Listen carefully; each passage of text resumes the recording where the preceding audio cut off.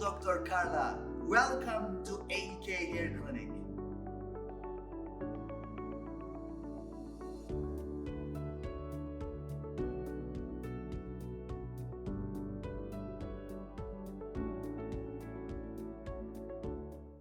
Okay, so you've been with us for almost a week for this hair transplant training course, which is obviously observational and also sharing experience, both theoretical knowledge and philosophy.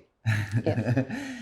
So let me ask you at this point, would you think, are you happy with the experience so far? What are your comments? Oh. First of all, thank you for having me here. I'm really glad that besides having the opportunity to watch the surgeries, which obviously are very important to me being a surgeon myself, but being able to brainstorm with you in order for you to share with me all your knowledge and experience in this area. It's extremely important because, as you probably know, we can watch surgeries on the internet. We can train in specimens. We can learn all the theoretical concepts in books, but having the opportunity to be one-to-one with you, being able to see how you manage everything, being able to see how the we have to say market because it's a market evolved until now and is evolving, and the way that as doctors can fit in it. And as using a metaphor that you used, not running against the current, but being able to go faithful to what we believe in our principles, but being able to go with the flow, knowing where we belong and finding our own path. So I have to thank you for that. No, you are welcome. Yeah, so obviously you told us you are considering adding hair restoration surgery to your practice and the clinic you belong. So this is going to be, I assume, an introduction to that. Obviously, hair transplant training cannot be done by just, memorizing books or watching. It will require practice,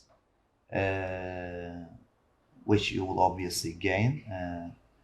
As we talked in the previous days, the special thing and perhaps an unlucky thing about hair restoration surgery is that there is no routine training for this in medical schools and surgical faculties, and that doctors need to learn from each other in private settings and self-train. So this is a reality. So we improve, most of our improvement is actually while we do it.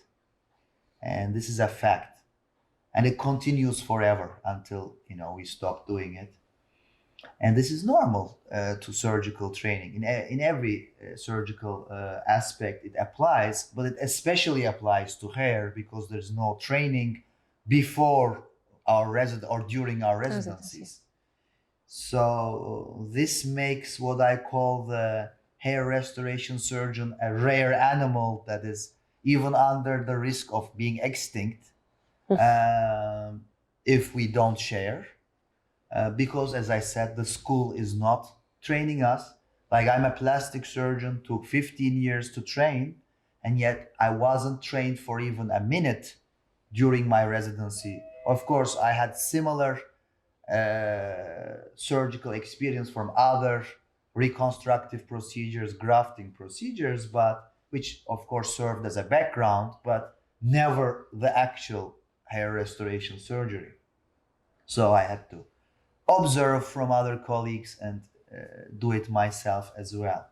So this is going to happen to all medical doctors who want to do it, until one day the medical schools decide to use it in their training.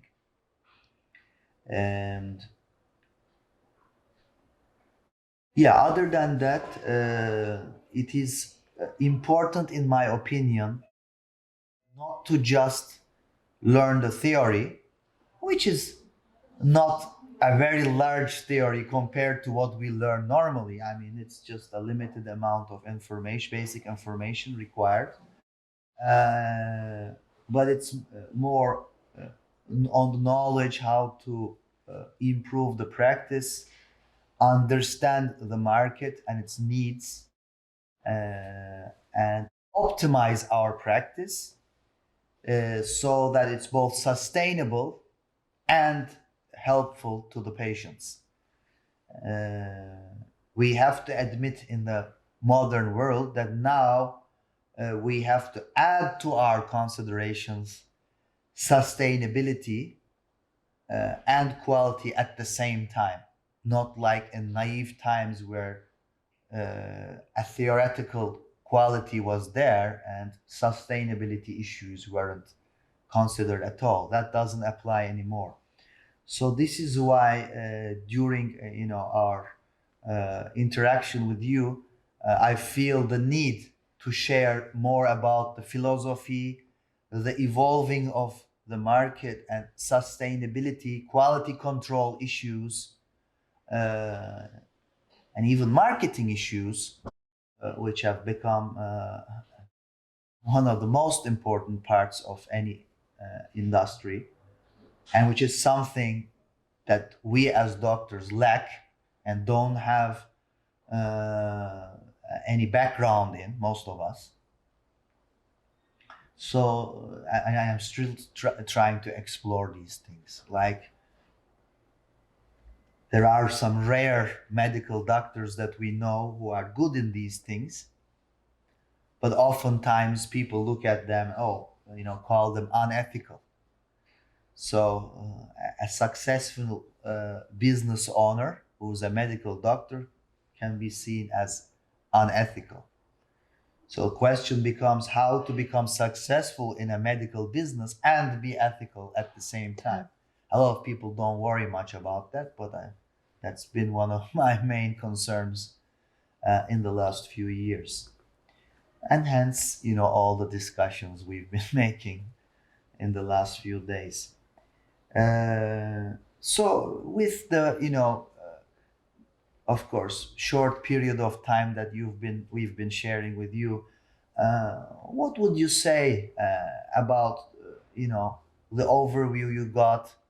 What do you think are the interesting and new things that you will consider after this when you go back home?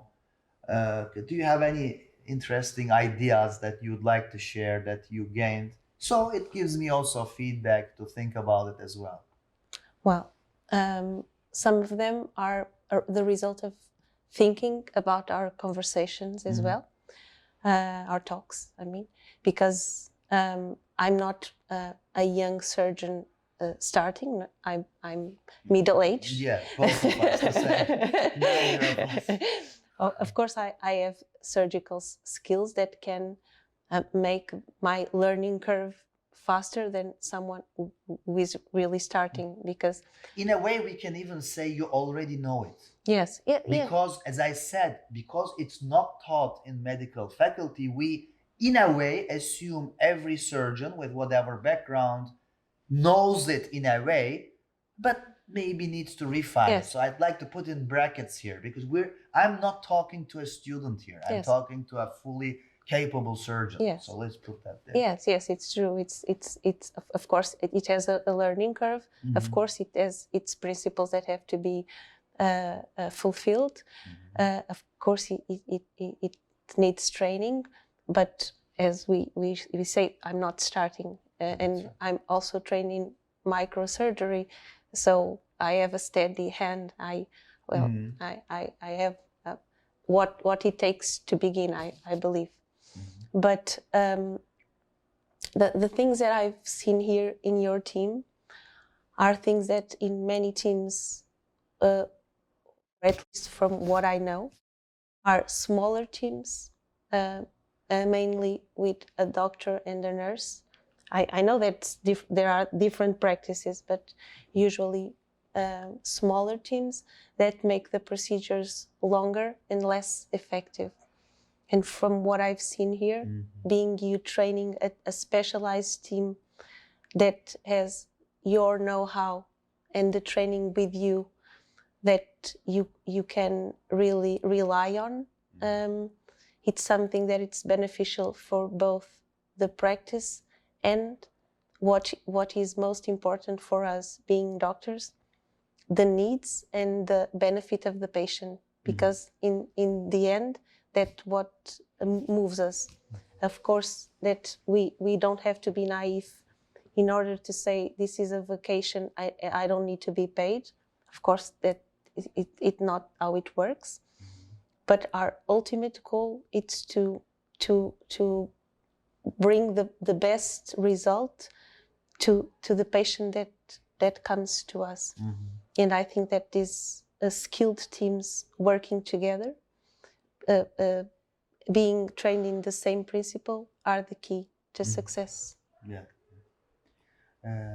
Yeah. Okay. So obviously, I want to emphasize again, this is not a video discussion at a point where you are beginning a career. You're already quite well advanced in the career.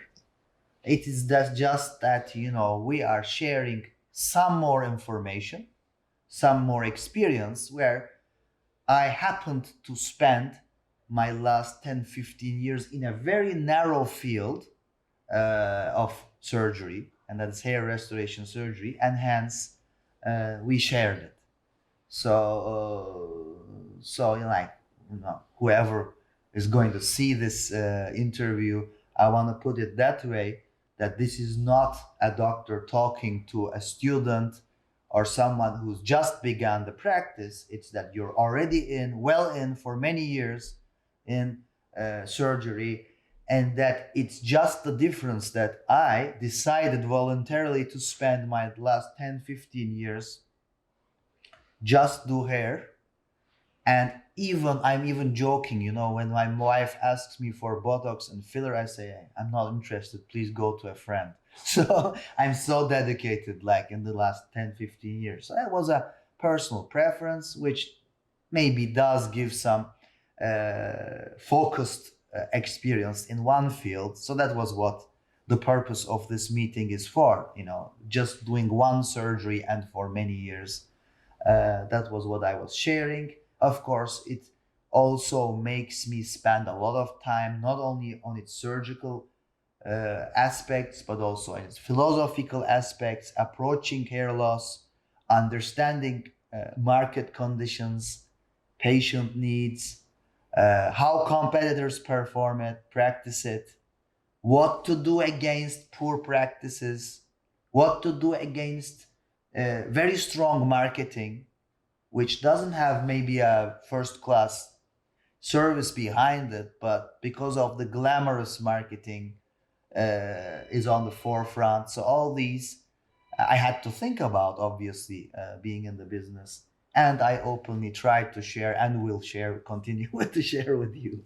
So thank you very much for visiting us. Thank you. And also this interview. So I hope it will add to your already successful practice. Oh, thank you. Okay. No, I'll thank you. Yes. You No, are welcome. thank you.